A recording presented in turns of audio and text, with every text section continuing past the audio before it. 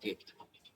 Ya, harapan. Ya, baik. Selamat malam teman-teman para pelaku pengadaan barang jasa di Indonesia. Ya, saya Rahman Kubunda bersama Pak Heriana. Ya, Pak Heriana.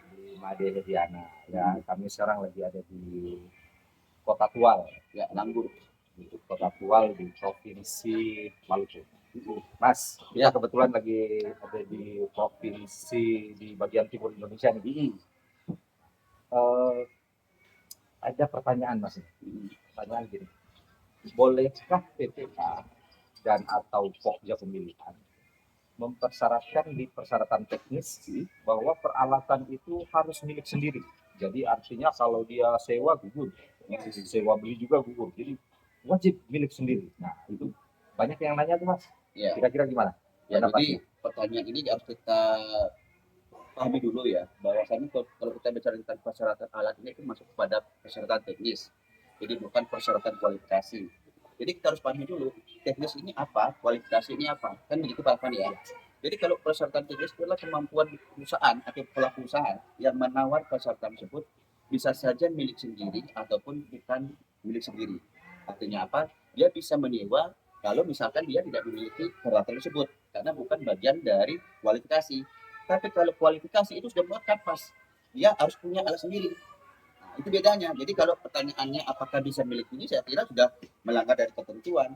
Masalahnya begini Mas, banyak yang menafsirkan bahwa penambahan persyaratan ini bisa saja merubah unsur persyaratan teknis yang kriterianya, tata caranya sudah diatur dalam Perlem. Perlem 12. Iya, padahal kriteria unsur persyaratan teknis yang sudah diatur dalam Perlem tersebut bukan harus bisa dirubah oleh BPK, itu adalah opsi buat peserta Mas. Baik. Ya.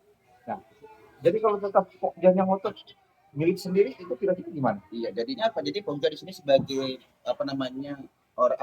pejabat ya, ada yang yang menyusun dan menetapkan dokumen pemilihan, tentu nanti setelah dia menetapkan tersebut berarti kan dia sudah melanggar dari kewenangannya. Kenapa? Karena salah satu tugas Pokja di sini adalah menggagalkan tender dalam hal dokumen tidak sesuai dengan ketentuan perundang-undangan. Jadi kalau ada yang nyanggah harusnya tendernya gagal ya? Betul. Karena apa? Karena sudah berubah dari kriteria yang seharusnya nggak bisa dirubah. Melanggar prosedur dan ketentuan. Iya. Baik. Jadi teman-teman para pelaku pengadaan barang jasa, terutama teman-teman PPK ya, PPK dan Pokja pemilihan, ingat bahwa untuk peralatan sudah jelas di dalam Perlem 12 2021. Iya. Kemudian ada juga di dalam MDP itu kan lampiran dari Perlem 12. Ya. Di situ sudah jelas sebenarnya di bab 3 IKP, instruksi pada peserta, maupun di lampiran 2 Perlem 12 ya.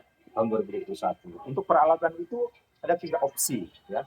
3 opsi. Yang pertama bisa milik sendiri, yang kedua sewa beli, dan yang ketiga sewa dengan perjanjian.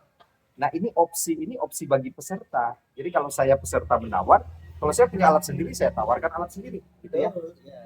Kalau ternyata misalnya 3 jenis peralatan, dump truck saya punya, saya tawarkan milik sendiri. Kemudian well loader saya nggak punya ya, tapi ada teman saya yang punya, yang saya sewa, bisa juga ya. Jadi artinya ini opsi bagi peserta, apakah dia punya milik sendiri atau sewa beli atau sewa dengan perjanjian, sehingga tidak boleh memang kita mempersyaratkan ya harus milik sendiri. Nah kalau ada teman-teman PPK atau Pokja yang masih mempersyaratkan seperti itu, nah saya mungkin menghimbau, marilah kita kembali kepada aturan yang jelas ya, on the rule, on the track. Ya, mari kita kembali kepada jalan yang lurus dan benar ya. Itu ya, mungkin Mas. Iya, jadi kita juga harus bisa memahami dari prinsip-prinsip pengadaan. Jangan satu wilayah aja lah. Karena dalam proses pemilihan penyedia itu kan ada prinsip-prinsip pengadaan juga Mas. Kita harus lihat dari sisi persaingannya ada tidak, kan begitu. Jangan sampai kita mempersyaratkan milik sendiri tapi ternyata persaingannya tidak ada. Oh iya, benar. Jadi kita perhatikan juga prinsip-prinsip pengadaan, karena ini akan akan menghambat persaingan usaha. Iya. Dan bisa termasuk diskriminatif loh ini Mas. Betul. Ini persyaratan yang diskriminatif. Artinya apa? Harusnya mungkin bisa lebih dari 10 peserta yang menawar, tapi karena persyaratannya harus milik, ya mungkin hanya yang punya peralatan tertentu saja. Artinya yang ikut tinggal jadi sedikit, persaingannya jadi rendah, hasilnya ya persyaratan yang diskriminatif dan menghambat persaingan usaha. Saya selalu mengatakan jangan sampai tender itu berasa penunjukan langsung gitu loh. Iya, Ini benar. keren nih, ini keren nih. Dia tender tapi kok kayak penunjukan langsung pemenangnya sudah ada gitu loh. Jadi bagaimana cara mengamankan yang sudah disiapkan ini sehingga apa persyaratannya menjadi Iya. dipersulit, ya seperti peralatan milik sendiri Tuh, harus ya. punya saldo Iya, sekian persen ya iya. di apa namanya yang saldo mengendap sekian bulan sekian persen dari nilai HPS.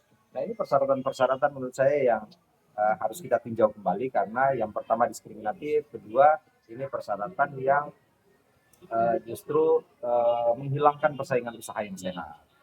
Jadi itu aja Mas, artinya apa? Kesimpulan Mas tadi itu kan bahwasannya kalau milik sendiri itu pastikan itu dalam kualifikasi. Dan kualifikasi sudah nggak ada persyaratan peralatan dan Iya, prosedur, makanya saya bilang lagi. mengatakan nggak ada namanya alat milik sendiri kecuali aturannya dirubah bahwa alat itu masuk ke dalam wilayah kualifikasi gitu Mas Rafan ya. Jadi clear, jelas saya kira ya teman-teman semuanya, semoga diskusi yang singkat ini ya di sela-sela kita lagi nunggu makan pesanan makan malam ya di kafe Kakak Bos, kafe Kakak Bos di Kota Tua ya, kita Mas. lagi menunggu pesan makan malam.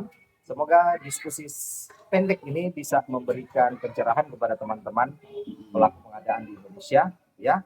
Ya tetaplah berintegritas ya, hindari hal-hal yang di luar dengan ketentuan.